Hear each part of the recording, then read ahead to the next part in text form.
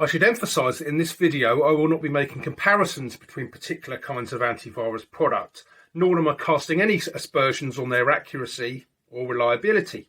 However, what I will be doing is pointing out scenarios where they do not work properly. Hello and welcome back to the channel. Hopefully you have an antivirus or anti-malware product installed on your computer, and hopefully you occasionally run this manually yourself rather than merely relying on the scheduled scans. And if you do rely on the scheduled scans, hopefully you are at least able to find the results of these scans yourself.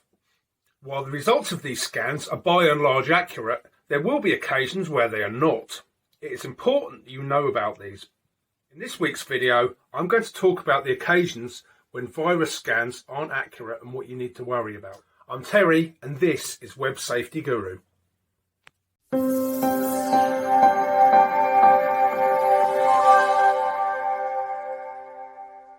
So to start with, let's just establish what I'm talking about when I refer to anti-malware or antivirus products.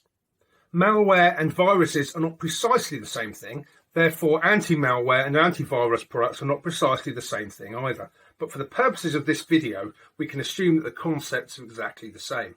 If you've purchased your computer from the likes of Currys or PC World, it's quite likely that you will have an antivirus or anti-malware product installed already on it. Alternatively, if you've sourced your computer from elsewhere, you may have chosen to install your own antivirus product, and that's perfectly okay too. Common suppliers of antivirus products include Norton, Kaspersky and McAfee, but there are many more. Some are even free. From this point onwards, I'm going to refer to viruses when I mean viruses and malware. That's purely for brevity, and for the purposes of this video, the differences between malware and viruses aren't big enough for me to split them into two separate categories. In this video, I'll be making one or two references to human viruses because I find it actually makes it easier to explain how computer viruses work. So without any further ado, let's crack on with scenario 1, which is false positives. A false positive occurs when the virus scan thinks it's found a virus and it hasn't. With COVID, a lot of people took COVID tests and came up positive when they didn't actually have COVID, and it's exactly the same principle. How does this happen with sophisticated tests? So there are two different ways in which an antivirus software can check for viruses.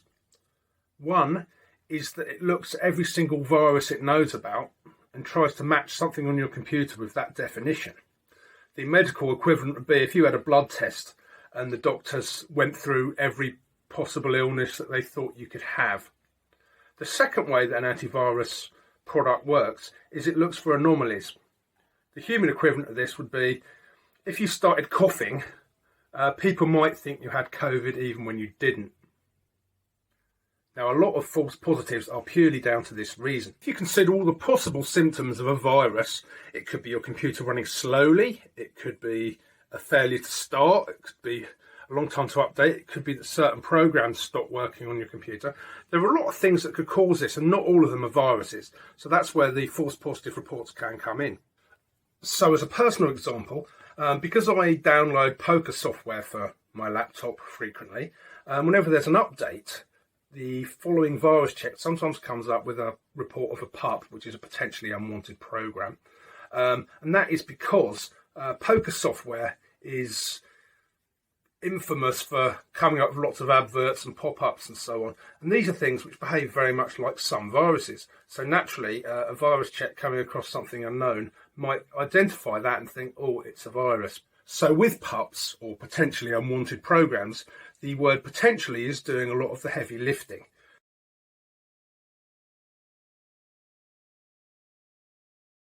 This particular example shows why you should run your own virus scans frequently. I was able to detect that the pups were due to the poker software I'd updated. I run virus scans on a daily basis, and therefore I was able to correlate when the pups appeared with any software I'd downloaded recently.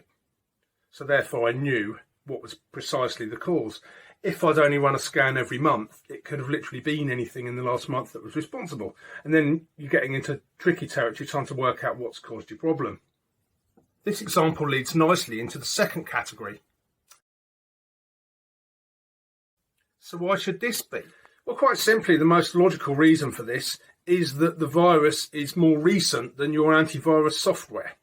This is exactly why you should update your antivirus software frequently. Most antivirus software has extremely regular updates. And also why you should run your antivirus software frequently. If, like my mum, you only use your computer once a month, by the time you log in, you could have a month's worth of new viruses and they could start getting to work before you've updated your virus software. So to use a topical medical example, there was a point recently when literally nobody tested positive for COVID. And by that I mean around February 2020. The reason is fairly obvious really. We simply didn't have the tests to tell whether people had COVID or not. And it's like that with antivirus software.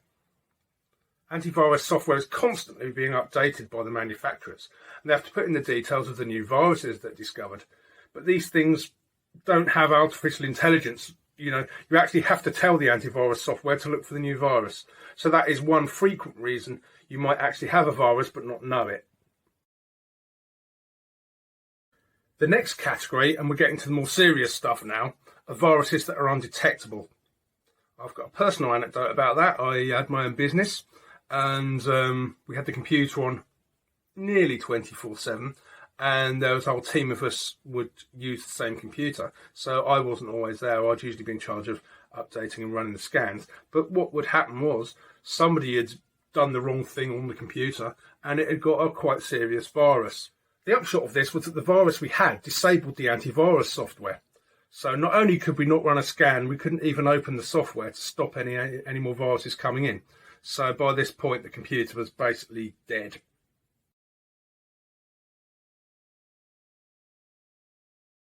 The computer was still active, bonkers to use it knowing that, firstly, it actually definitely had a virus on there. Secondly, because the antivirus was disabled, there was no way of stopping any other viruses, so it could have had numerous viruses by this point. So it couldn't be used for any sensitive data anymore.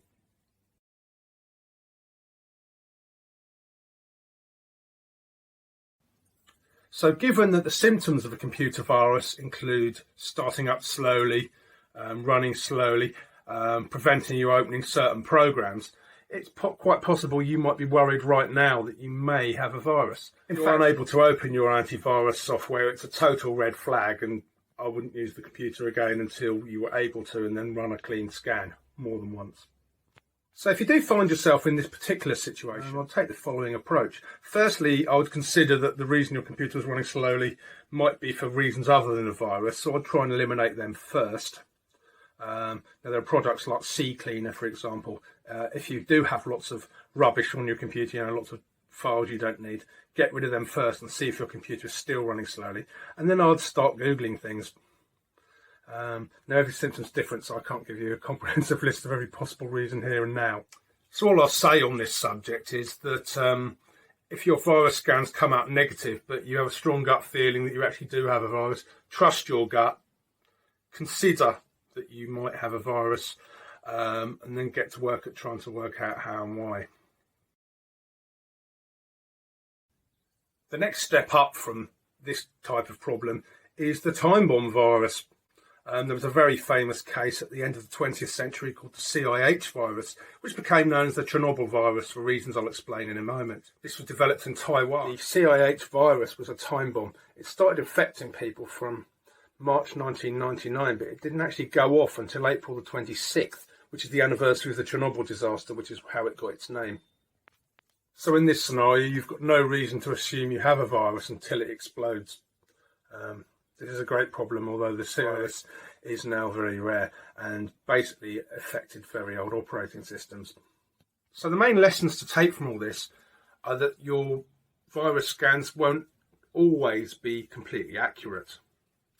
In the case of false positives, my advice would be, do not worry about them excessively, but do try to get to a point where you can explain how they got there. With false negatives, it's a more problematic situation because it means you could have a virus when you didn't realise it. Trust your paranoia. If you think your computer's running more slowly than usual or a particular program is, then consider all options there, even if it means reinstalling that program or whatever. So if you have a particular set of symptoms that seem unusual and have recently developed, then do a bit of research on it via search engines. preferably ones that don't track you, and see what you can come up with. It's always best to err on the side of caution. If ever I get a true virus report, I tend not to use things like banks for a couple of days after until I've run several clean scans. It's just because I'm naturally paranoid about these things. And remember that the big problem where you get false negatives is simply that the virus is too new. So always make sure you're using the latest antivirus software, keep things updated regularly, run things regularly, and that way you'll stay on top of it. And if you are unfortunate enough to get the kind of virus that disables your virus software, there are often ways where you can still remove it. Indeed, there are some virus scans that will report a virus but are then unable to quarantine it. This isn't that common, but if you get one of those, the key is to actually Google the full name of the virus, and then there'll be instructions about what to do to remove it. So I'll see you in the next video. Don't have nightmares. And why don't you kick off a virus scan now, just to be on the safe side. See you soon. Make sure you subscribe and you'll receive a notification when there's a new video on the channel. Please like and share this video. It helps spread the word. If you have any questions, please let me know in the comments. And until next time, stay safe online.